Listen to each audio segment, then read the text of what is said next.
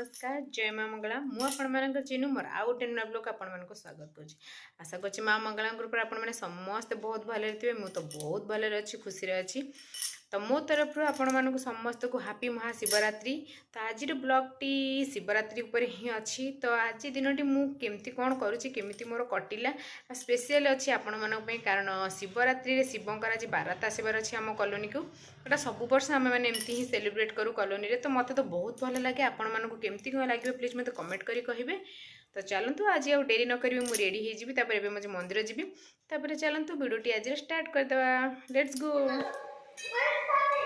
Finally मैं मंदिर आसी पहुँची गली पूजा सेपटे चली कारण आज जो संडे आमर ये कौन हुए प्रति संडे ये यज्ञ हुए जोटा कि मुझे सब संडे आसी अटेंड करे कारण मत तो बहुत भल लगे संडे आस पूजा साथ मत मंदिर आसापी बहुत भल लगे जिते मत समय मिले मुझे मंदिर ही पलि आसे। तो चलते आज देखा शिवरात्रि केमती कौन पूजा चली आ गए मेन पॉइंट आम कॉलोनी रे भी केमती कौन सेलिब्रेट हुए शिवरात्रि मुझे आपण मान सहित शेयर करी। तो चलते आज देखा दिन मोर केमती कटुची एठी एबे यज्ञ में सब प्रकार प्रिपेयर माने सरी जाइए समस्ते भी पलि आसपर मुझे किसी फूल आनी माँ को फूलमाला गुंथुची मते मो गार्डन में जिते फूल थाए ना मो माँ को फूलमाला गुंथुआ मत भल लगे। तो घरे मत समय है जल्दी जल्दी भाविली सेठी जाइए पूजा भी माने पूजा सब करी आउे फूलमाला भी मोर हो दीटा काम मोर एक सांगे होपर मुझे पलि आसली आमर ये यज्ञ अलरेडी स्टार्ट हो जाए। आज जी बसी कर्ता होती से ना आज पुअर अन्न सेवन कर मैंने प्रथम थर पुआ आज अन्न खाइब। तो आगुरी 6 मास भल दिन को वेट करते। तो आज जो हूँ महाशिवरात्रि से कौन करते आज अन्न सेवन कर मैंने अन्न सेवन कर संस्कार रूपे थाए। तो से तार आम जो अंकल पूरा संस्कार कर आम पटे तो अलग एपटे विधि भी तो अलग। तो एबे आमे जो माने यज्ञ करुचु यज्ञ माने मंत्र पढ़ी जो यज्ञ मामू जी आसुँच मामू कड़े बसी एबे से जो अन्नटा थिला ना खाइबा बनला पूरा माने दैविक शक्ति माने अमृत रूप देई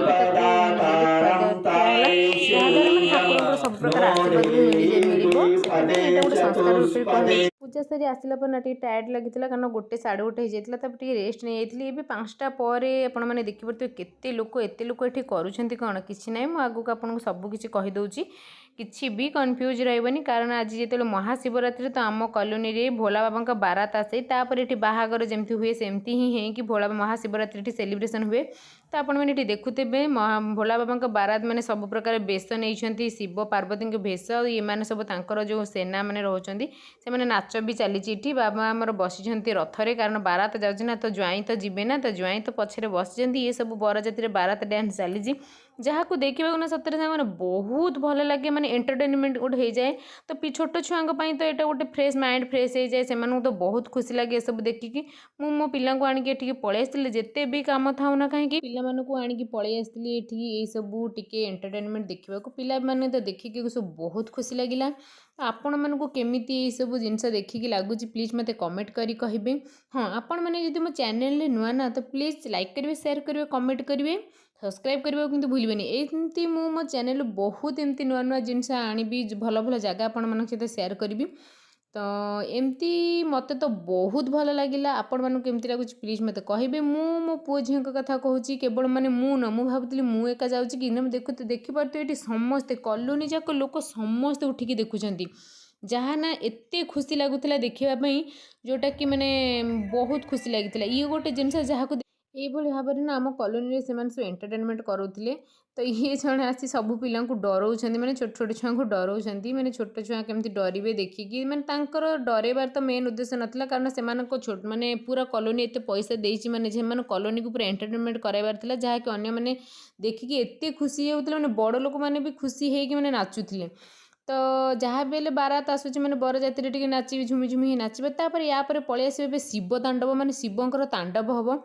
तो सबू जिनटा मुझे पकईनी कारण शिव जो निआरे तांडव कला बेले ना तो सेटा यूट्यूब प्रति विरुद्ध में पड़ेब कारण यूट्यूब शायद काले मो चैनल को ब्लॉक करदेव से मुझे स्किप कर देइछि किछि किछि मु पकईछि जहाँ मत भल लगिला आपण मानक भी मत लगुच आपण मानक शिव तांडवटा भल लगे। तो चलतु आगो को देखु केमिति कौन तांडव चली।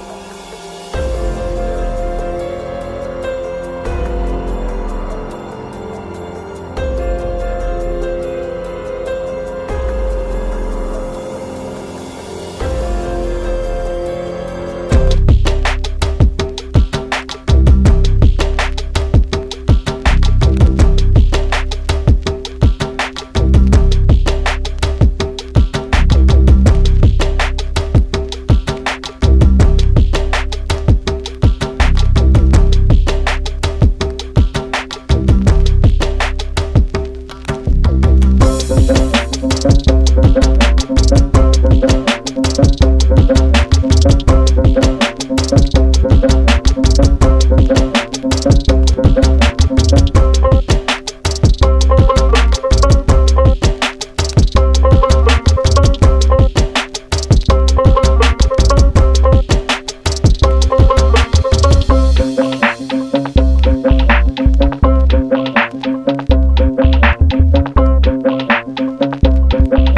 ଦେଖି ମୁଁ ଘରକୁ ପଳେଇଲି କାରଣ ଘରେ ବି ଦୀପ ଯାଉ ଲଗେଇବାର ଅଛି କାରଣ ଆଜି ଶିବରାତ୍ରି।